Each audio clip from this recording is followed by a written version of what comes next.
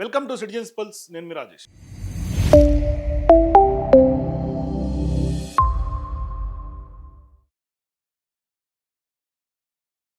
మన తెలంగాణ రాష్ట్రం రేవంత్ రెడ్డి గారు సీఎం అయిన తర్వాత గడిచినటువంటి 2.5 సంవత్సరాల నుంచి మనం అన్ని అంశాలు విశ్లేషిస్తూ వస్తున్నాం.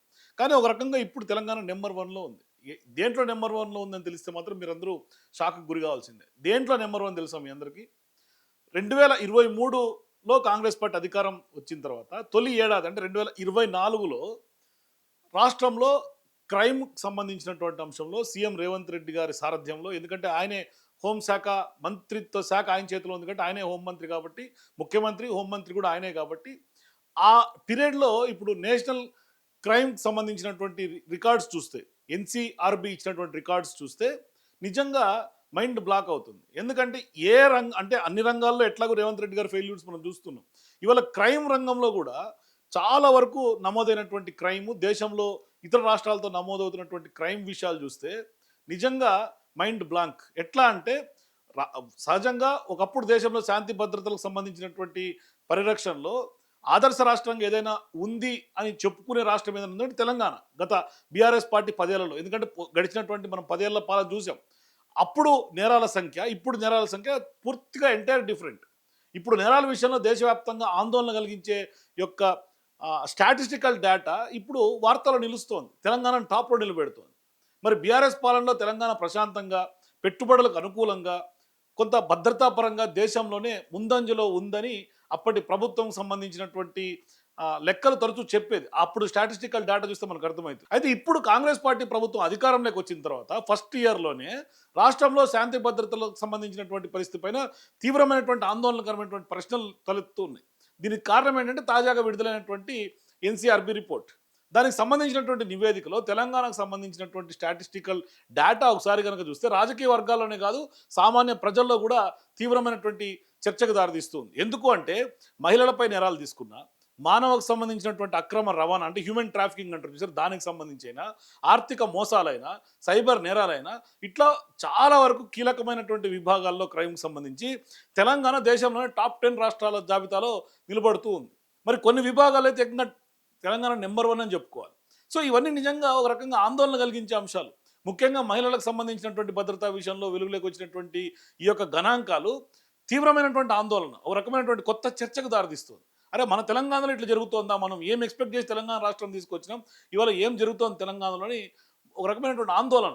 మరోవైపు ఈ యొక్క డేటా ప్రకారం, ఆ యొక్క రిపోర్ట్ ప్రకారం చూస్తే 2023 డిసెంబర్ నుంచి 2024 డిసెంబర్ మధ్య తెలంగాణలో మహిళల పైన నేరాలకు సంబంధించి 24,495 కేసులు నమోదైనాయి. అట్లాగే ఇప్పుడు ఈ సంఖ్యను కనుక పరిశీలిస్తే ప్రతి 1,00,000 మంది మహిళల్లో సగటున 128.6 మెంబర్స్ ఏదో ఒక నేరానికి బాధితులుగా మారుతున్నట్టుగా తెలుస్తోంది. మరి దేశ రాజధాని ఢిల్లీ తర్వాత మహిళలపై నేరాల రేట్లో తెలంగాణ 2వ స్థానంలో నిలుస్తోంది. ఇది ఎంత ఆందోళనకరమైనటువంటి అంశం.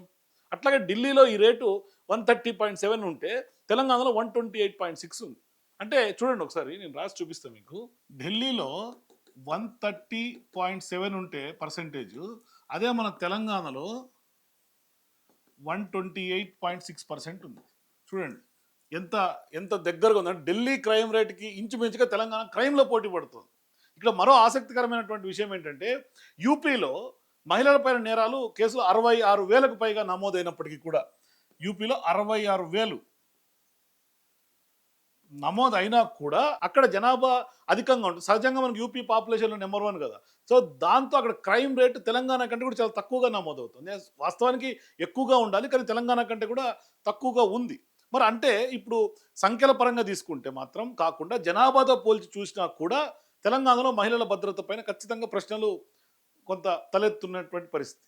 ఇక్కడ హ్యూమన్ ట్రాఫికింగ్ విషయం మాట్లాడితే, హ్యూమన్ ట్రాఫికింగ్ అంశంలో ఇది మరింత కలవరపెడుతోంది. ఇక్కడ ఇక్కడ జరుగుతున్నటువంటి ఆ డేటా చూస్తుంటే దేశవ్యాప్తంగా జరుగుతున్నటువంటి మానవ అక్రమ రవాణాలో బాధితులుగా ఎక్కువ మహిళలు, బాలికలే ఉన్నారనే అంశాలు ఒక ఆందోళన కలిగించే అంశం అయితే, అలాంటి క్రైమ్ నమోదవుతున్నటువంటి విషయంలో తెలంగాణ టాప్ 1లో ఉంటుంది. అంటే రాష్ట్రంలో సామాజిక భద్రత వ్యవస్థ పైన కూడా ఈ యొక్క రికార్డ్స్ కొంత ప్రశ్నలు లేవనెత్తుంది. ఇక సైబర్ నేరాల విషయాన్ని తీసుకుంటే అదే పరిస్థితి. డిజిటల్ యుగంలో సహజంగా మనం అంటే టెక్నాలజీ పెరుగుతున్నటువంటి కొద్దీ సైబర్ మోసాలు కూడా విపరీతంగా పెరుగుతూ ఉన్నాయి, అది దేశవ్యాప్తంగా పెరుగుతూ ఉన్నాయి. ఓటీపీ మోసాలు తీసుకున్న, ఇన్వెస్ట్మెంట్ స్కామ్లు, డిజిటల్ అరెస్టులు, ఆన్లైన్ ఫ్రాడ్స్, ఇవన్నీ కూడా ఇట్లాంటి నేరాల్లో కూడా తెలంగాణ దేశంలోనే అత్యధికంగా ప్రభావవంతమైనటువంటి రాష్ట్రాల్లో ఒకటిగా నిలుస్తుంది. అంటే ఇది కూడా టాప్లోనే కనిపిస్తుంది. అదేవిధంగా ఆర్థిక మోసాలు అంటే ఫినాన్షియల్ ఫ్రాడ్స్ అంటారు చూస్తే దాంట్లో కూడా భారీగా పెరిగినాయి ఈ మధ్యకాలంలో. అట్లాగే ప్రజల ఆస్తులకు సంబంధించినటువంటి భద్రత పైన కూడా ఈ యొక్క అంశం ఆందోళన రేకెత్తుతుంది.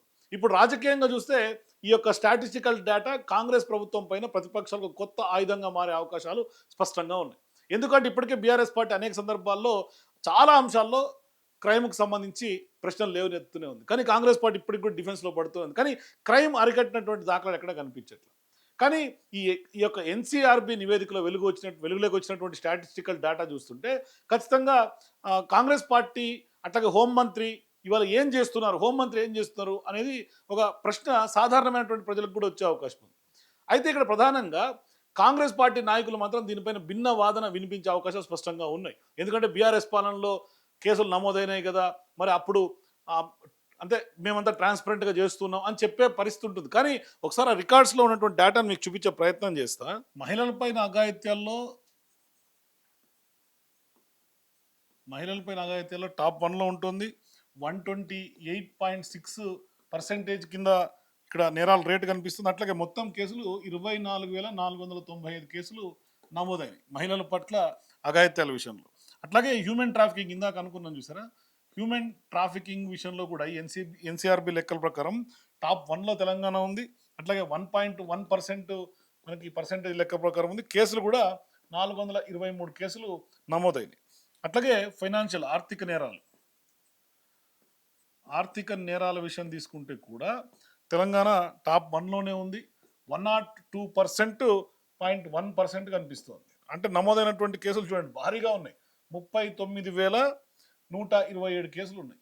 39,127 కేసులు. అంటే సైబర్ నేరాల విషయం తీసుకుంటే కూడా టాప్ 1లో ఉంది. 71.1% ఉంది.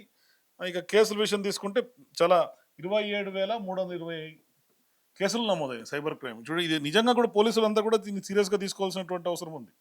ఇక అట్లాగే బాల నేరస్తులు తీసుకున్న బాల నేరస్తుల విషయం తీసుకుంటే కూడా 4వ ర్యాంకులో ఉంది. అట్లాగే వృద్ధులపై సంబంధించినటువంటి నేరాలు తీసుకుంటే ఓల్డేజ్ సంబంధించినటువంటి వాళ్ళకి సంబంధించిన నేరాల్లో కూడా టాప్ 4లో ఉంది. దళితులపై నేరాల్లో టాప్ 5లో ఉంది. అట్లాగే మర్డర్స్ హత్యల విషయంలో టాప్ 7లో ఉంది. పోక్సో కేసులు చిన్నారులపై నేరాలు కూడా టాప్ 7లో ఉంది. కిడ్నాపుల్లో విషయంలో కూడా ర్యాంకింగ్స్ 8వ స్థానంలో ఉంది. ఇట్లా పూర్తిగా దొంగతనాల్లో కూడా టాప్ 10లో ఉంది. Robbery 10th rank. సో ఇట్లా ర్యాంకింగ్స్ చూసుకుంటే మన స్టేట్ నిజంగానే ఇవాళ జరుగుతున్నటువంటి క్రైమ్ ర్యాంకింగ్స్లో చాలా వరకు కూడా ఆందోళన కలిగించే అంశంగా మనకు కనిపిస్తుంది. మరి నిజంగా ఇక్కడ కేసుల సంఖ్య పెరిగిందా అనుకోవాలా, లేదంటే కనుక నేరాలు పెరిగాయి అనుకోవాలా, లేదంటే కనుక ఇక్కడ మొత్తం నమోదవుతున్నటువంటి వ్యవస్థ మెరుగుపడింది అనుకోవాలా, లేక శాంతి భద్రతలకు సంబంధించినటువంటి పరిస్థితి క్షీణించిందా? ఈ ప్రశ్నలకు సమాధానం ఖచ్చితంగా దాన్ని చెప్పాల్సినటువంటి బాధ్యత ప్రభుత్వం మీద ఉంది. అట్లాగే ప్రభుత్వాన్ని ఇక్కడ హోంశాఖ మంత్రిగా ఉన్నటువంటి రేవంత్ రెడ్డి, ఎందుకంటే హోంశాఖ పూర్తిగా ఫెయిల్యూర్. రాష్ట్ర అభివృద్ధికి పెట్టుబడులు ఎంత ముఖ్యమో ప్రజల భద్రత, మహిళలకు సంబంధించినటువంటి రక్షణ, సైబర్ నేరాల నియంత్రణ వీటిపైన కూడా దృష్టి పెట్టాల్సినటువంటి అవసరం ఉంది. మరి ఇవాళ ఎన్సీఆర్బి రిపోర్ట్ ఏదైతే చెప్తోందో సీరియస్గా ఈ యొక్క స్టాటిస్టికల్ డేటా తెలంగాణలో శాంతి భద్రతల పరిస్థితిపై నిజంగానే ఒక అలార్మింగ్ సిచ్యువేషన్ అని చెప్పుకోవాలి. హెచ్చరికలు గానే తీసుకోవాల్సినటువంటి అవసరం ఉంది. లేదంటే కనుక ఖచ్చితంగా రాజకీయంగా ఇప్పుడున్నటువంటి ప్రభుత్వం డ్యామేజ్ అయ్యే అవకాశం ఉంది. మొత్తం మీద అయితే మాత్రం ఈ యొక్క ఎన్సీఆర్బి రిపోర్ట్ అయితే మాత్రం కొంత షాకింగ్గానే కనిపిస్తోంది. తీవ్రమైనటువంటి ఆందోళన అయితే రేకెత్తించే అవకాశాలు స్పష్టంగా కనిపిస్తూ ఉన్నాయి. సో మీరు కూడా తెలంగాణలో తొలి ఏడాదిలోనే క్రైమ్ ఇంత ఉంటే నెక్స్ట్ 2025-26 రిపోర్ట్స్ ఎట్లా ఉండే అవకాశం ఉంది? భవిష్యత్తులో మరి గ్రాఫికల్గా పెరిగే అవకాశం ఉంటుందా గ్రాఫ్లో, లేకుంటే తగ్గే అవకాశం ఉంటుందా? మరి ఎందుకు క్రైమ్ని తెలంగాణలో ఇప్పుడున్నటువంటి హోంమంత్రి, ముఖ్యమంత్రి కొంత నిలువరించలేకపోతున్నారు? మీ అభిప్రాయాల కింద నాకు కామెంట్స్ చెప్పండి. For more videos please watch citizens pulse.